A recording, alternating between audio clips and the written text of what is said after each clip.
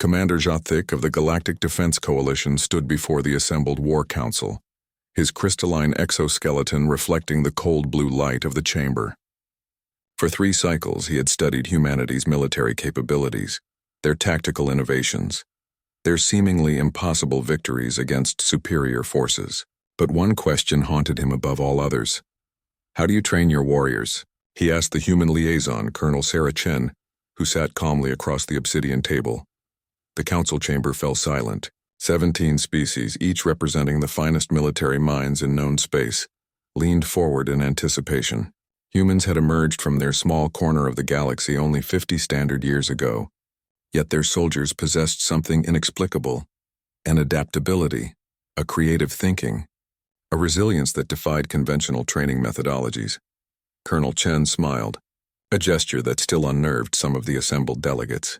You want to see how we train our warriors? Yes.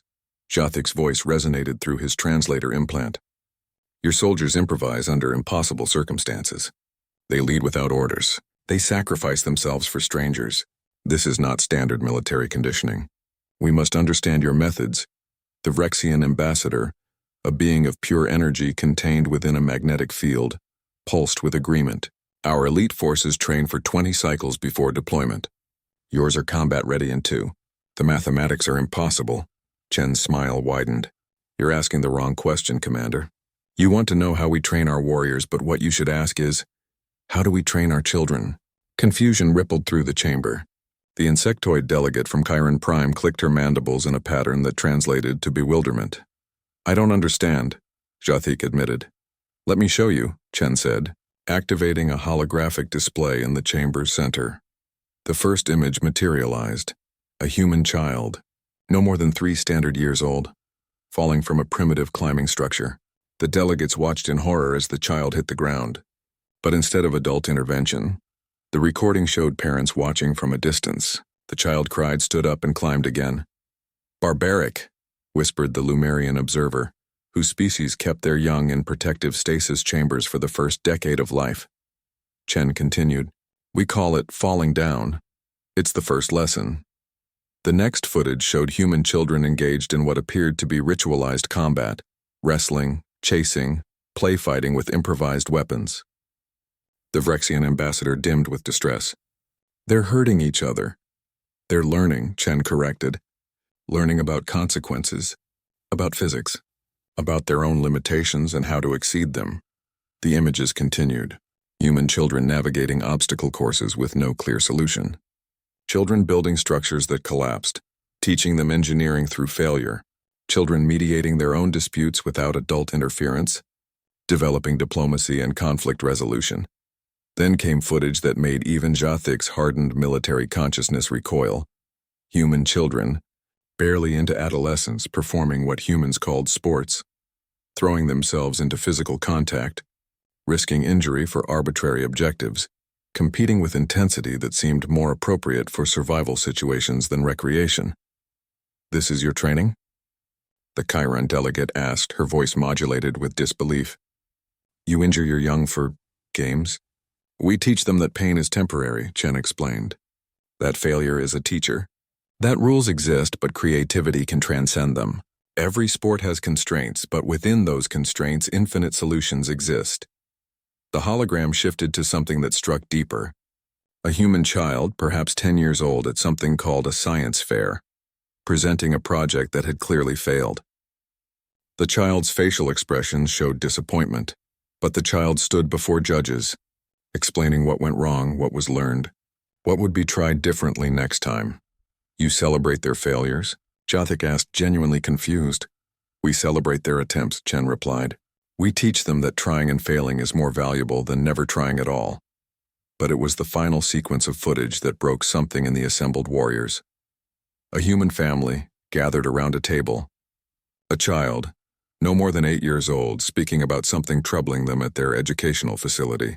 The parents listened, asked questions, but didn't solve the problem.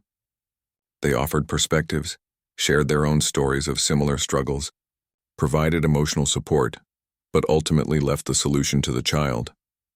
The camera captured the child's face processing this, thinking, planning, developing agency. You give them autonomy before they're ready, the Lumerian said, but there was less certainty in the observation now. We give them autonomy so they'll be ready, Chen countered. Every species here trains warriors by breaking them down and rebuilding them into soldiers. We build humans by never breaking them at all. Every challenge they face as children, every scraped knee, every lost game, every failed experiment, every conflict with peers, these are the training simulations. We don't create soldiers. We create adaptable, resilient, creative problem solvers who, if necessary, can become soldiers. The hologram showed one last image, a human child, perhaps 5 years old, approaching another child who sat alone. The first child offered something, a toy, a gesture of inclusion. No adult had instructed this. The child had simply recognized another's isolation and acted to remedy it. Jathic felt his combat-hardened neural pathways overwhelmed by something he had no designation for. His translator implant struggled to classify it. The closest approximation it could provide was a human word, bittersweet. You train them to care, he said softly, understanding flooding through him, not just to obey, not just to fight. You train them to care about each other, about strangers, about abstract concepts like justice and mercy, and you do it through pain and failure and autonomy. Around the chamber, similar realizations were occurring. The Vrexian ambassador brightened with comprehension. The Chiron delegate's mandibles stilled in contemplation. Several of the assembled warriors, beings who had seen countless battles across multiple systems, displayed their species' equivalent of tears. They had asked how humans trained warriors. They had learned something far more profound, how humans trained humans. And in that understanding lay the reason humanity, despite being younger and smaller and less technologically advanced than nearly every other species in the coalition, had become indispensable to it. Because when the galaxy needed someone to face impossible odds, to improvise under pressure, to sacrifice for strangers, to find creative solutions where none seemed to exist, humanity didn't need to train special soldiers. For those tasks, they had been training every single human child for exactly that purpose since the species first learned to walk. Colonel Chen closed the holographic display. Any other questions, Commander? Jathic looked at the human liaison with newfound respect, and perhaps something approaching awe. Just one, he said. How did your species survive long enough to reach the stars? Chen's smile returned, warm and genuine. The same way we do everything else, Commander. We fell down. We got back up. And we kept climbing. The end.